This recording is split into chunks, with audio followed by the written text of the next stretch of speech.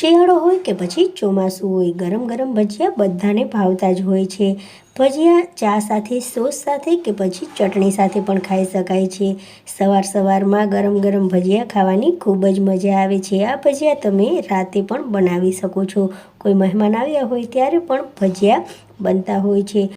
જો મિત્રો તમને મારા મિક્સ ભજીયાની રેસીપી ગમે ને તો તમે મારા વિડીયોને લાઇક અને શેર કરજો, મારી ચેનલને સબસ્ક્રાઈબ કરજો અને બેલ આઇકોનને પ્રેસ કરજો જેથી મારા નવા વિડીયો તમને સૌથી પહેલાં મળતા રહે.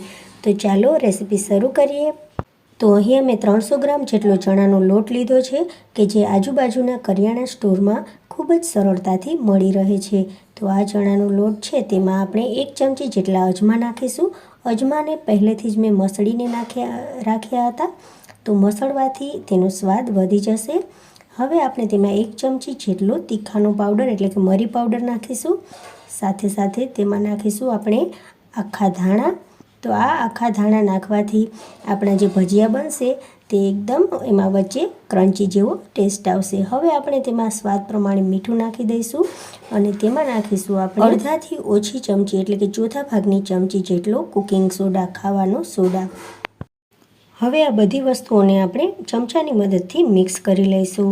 મિક્સ થઈ ગયા પછી થોડું પાણી નાખી અને આપણે બેટર તૈયાર કરી લઈશું. એટલે કે ભજીયાનું જે ખીરું છે તે તૈયાર કરી લઈશું. તો અહીંયા ખીરું આપણું બની ગયું છે. તેની પરફેક્ટ કન્સિસ્ટન્સી આવી ગઈ છે. તો તમે જોઈ શકો છો કે રિબિન જેવી કન્સિસ્ટન્સી આપણે રાખવાની છે. તો હવે આપણે જે વસ્તુઓ મિક્સ ભજીયામાં નાખવાની છે તે વસ્તુઓ જોઈ લઈએ.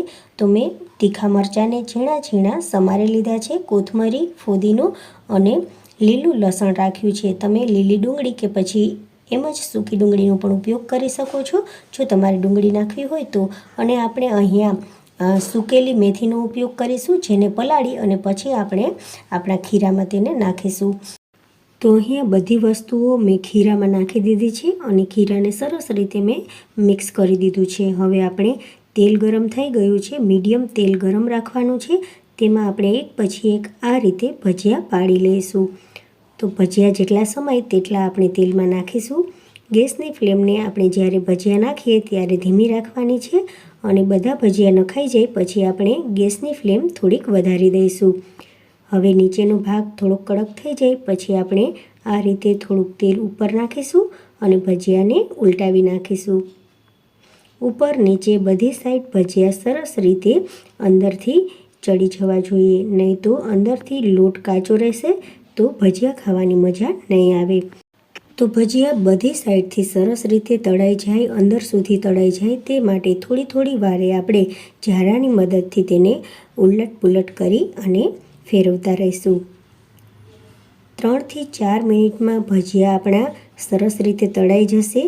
ગેસની ફ્લેમને આપણે લો ટુ મીડિયમ જ રાખીશું. તો અહીંયા છે ભજીયાનો થોડોક કલર પણ બદલાઈ ગયો છે. તો તમે જોઈ શકો છો કે ભજીયા એકદમ સરસ મજાના તળાઈ ગયા છે. હવે આપણે વધારાનું તેલ કાઢી અને એક પ્લેટમાં તેને રાખી દઈશું. તો આ રીતે બધા જ ભજીયા આપણે તળી લેવાના છે. તો અહીંયા ભજીયા બનીને તૈયાર થઈ ગયા છે. આ ભજીયાને તમે સોસ સાથે, ચટણી સાથે કે પછી ચા સાથે પણ ખાઈ શકો છો. ખૂબ જ મજેદાર અને ટેસ્ટી ભજીયા બને છે. એકવાર જરૂરથી ટ્રાય કરજો અને તમારા અનુભવ મને કોમેન્ટમાં જરૂરથી જણાવજો. મિત્રો, તમને જો આ ભજીયાની રેસીપી ગમી હોય તો તમે મારા વિડીયોને લાઇક કરજો, શેર કરજો અને સબસ્ક્રાઈબ મારી ચેનલને કરવાનું બિલકુલ નહીં ભૂલતા. સાથે બેલ આઇકોનને પણ પ્રેસ કરજો જેથી મારા નવા વિડીયો તમને સૌથી પહેલાં મળે. Thank you for watching. મળીએ નવી રેસીપી સાથે. ત્યાં સુધી બાય, ટેક કેર, જય હિન્દ.